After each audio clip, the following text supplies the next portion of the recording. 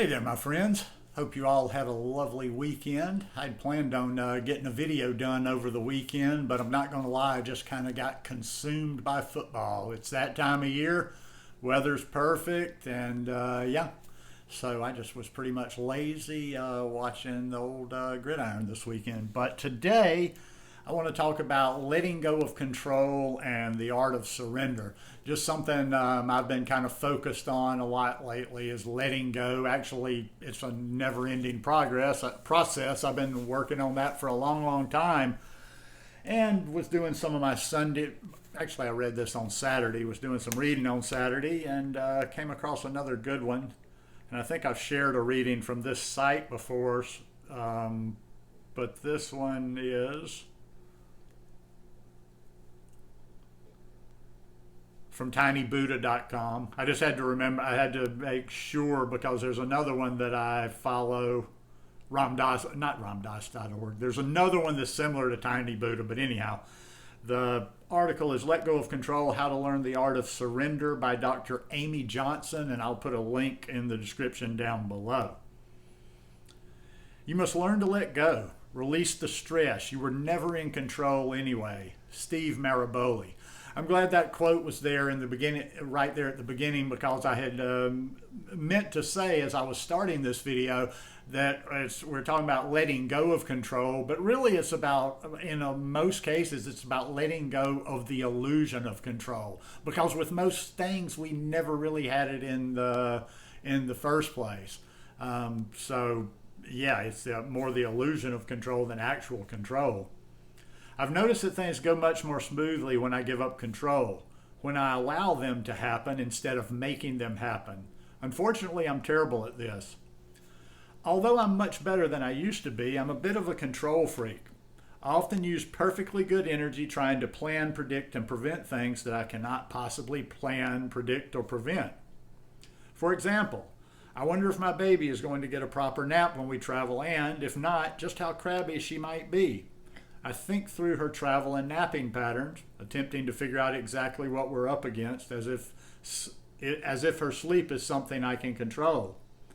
I also think about the weather a lot when out-of-town guests are visiting. I spend my already limited time planning for every possible weather-mood combination when considering our itinerary.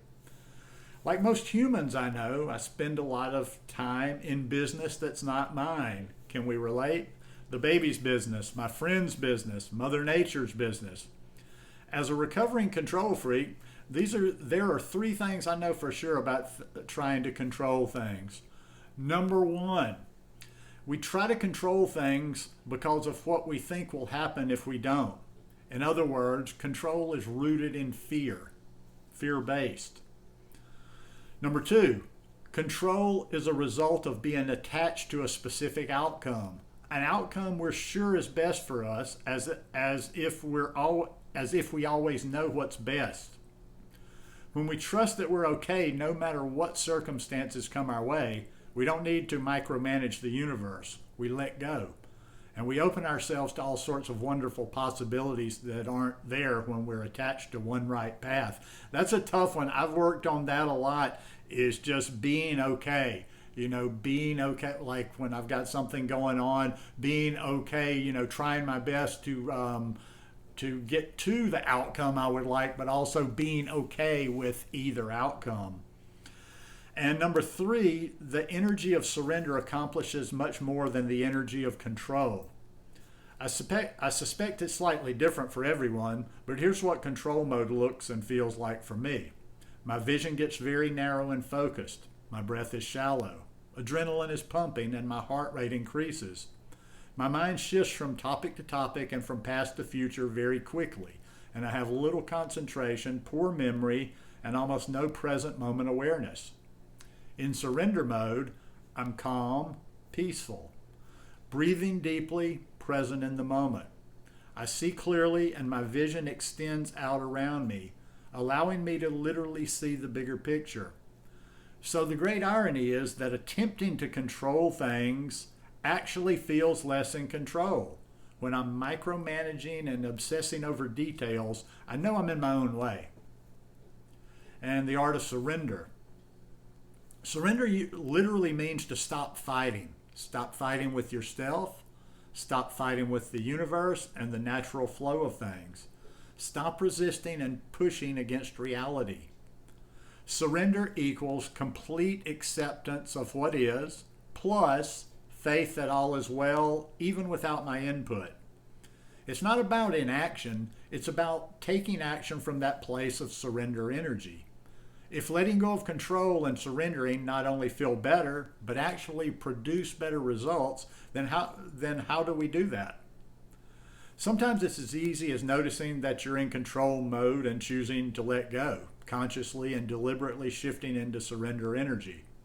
For example, when I become aware that I'm in control mode, I imagine that I'm in a small boat paddling upstream against the current. It's hard, it's a fight. That's what control mode feels like to me. That's a great way of putting it right there. Paddling upstream, fighting against the current. When I choose to let go and surrender, I visualize the boat turning around, me dropping the oars and floating downstream. That's why sometimes I like to use that one like dropping into the flow. When we get into the flow, and into the flow of surrender is basically what it is. I'm being gently pulled, no effort necessary on my part. Simply breathing and saying, let go of the oars is usually enough to get me there. Sometimes it's a little harder to make the shift from control to surrender. Here are a few questions that can help. Number one, what am I afraid will happen if I let go of control? When you pinpoint the fear, question its validity. Ask yourself, is it true? If you're afraid the night will be ruined if your boyfriend doesn't remember to pick up eggplant, and you've already reminded him 14 times, question that assumption. Can you really know the night would be ruined without the eggplant? And if it would be ruined by your definition anyway, what's so bad about that? Number two, find out whose business you're in. Your business is the realm of things that you can directly influence. Are you there? Or are you in someone else's business? When we're trying to control things outside of our own business, it's not going to go well. Number three, consider this. Would letting go feel like freedom?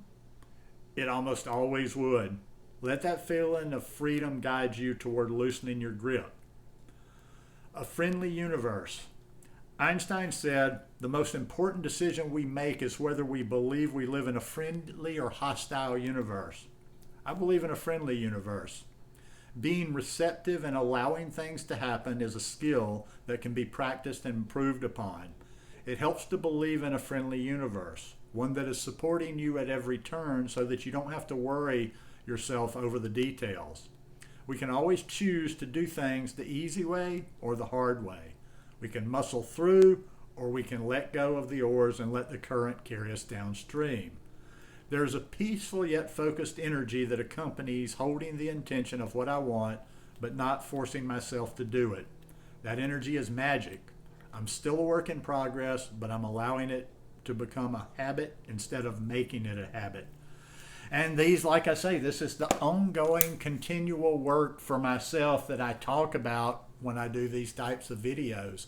And that's what it really is. It's the breath. It's always about letting go. And I find myself being able to let go of that control by always going back to the breath. I know I talk about that over and over and over, but I remind myself of these little lessons. I catch myself and I improve by always, when I catch myself trying to control something, trying to do these things that I don't think necessarily will serve me, always going back to the breath, anchoring on the breath, and that just slows the things down to where I can kind of, think and let things happen in a more natural manner.